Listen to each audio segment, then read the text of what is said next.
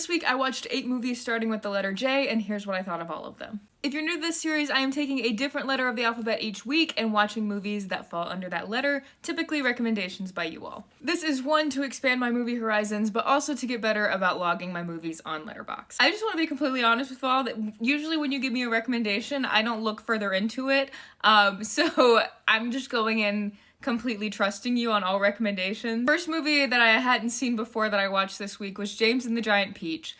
And yes, I understood the general concept of the movie, but what absolute nightmare fuel that was. Absolutely beautiful story. I loved it. I think if I watched it as a kid, I would never watch it again. But also contributes to my take that why is nobody watching out for British orphans in the movie world? The second J film that I hadn't seen before was Jerry Maguire. I genuinely had no idea what it was. I thought maybe it was another Tom Cruise business or law movie. So it was a very unexpected sports rom-com. And I did think it was incredibly good. I was very pleasantly surprised by it. I thought it had a good balance of humor and romance, but also incredible nuance that you don't get in a lot of rom-com situations. The sports part is very minor, but I guess this is a good way to try and appeal to multiple audiences. Third J film I hadn't seen before was JoJo Rabbit. I did know it was directed by Taika Waititi. I had previously been spoiled about the shoe scene, but I didn't know whose shoes they were until they kept hinting at it at the beginning of the movie, and I was like, oh no. So complicated movie, heartbreaking movie. Be prepared.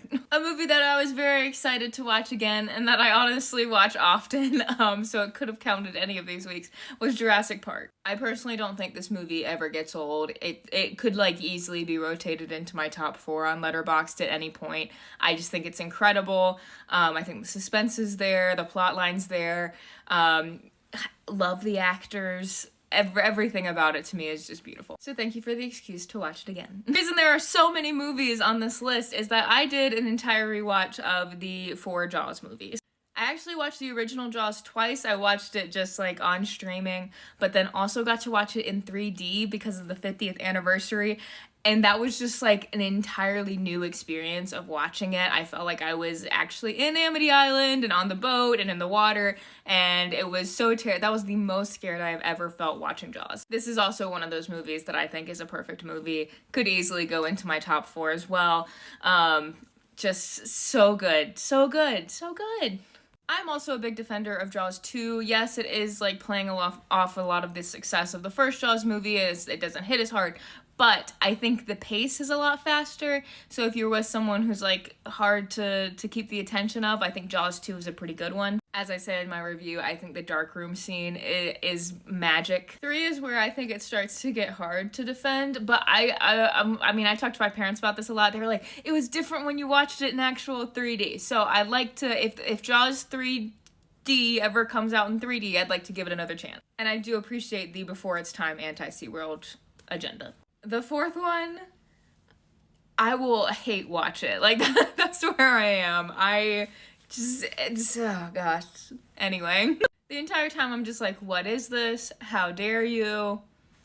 I like to pretend it doesn't exist. I have so many thoughts. I could go on a whole rant on this movie. Thank you all for your recommendations. Please leave any additional thoughts you have about these movies in the comments. And the next video will be about movies that begin with K, so leave your recommendations there as well.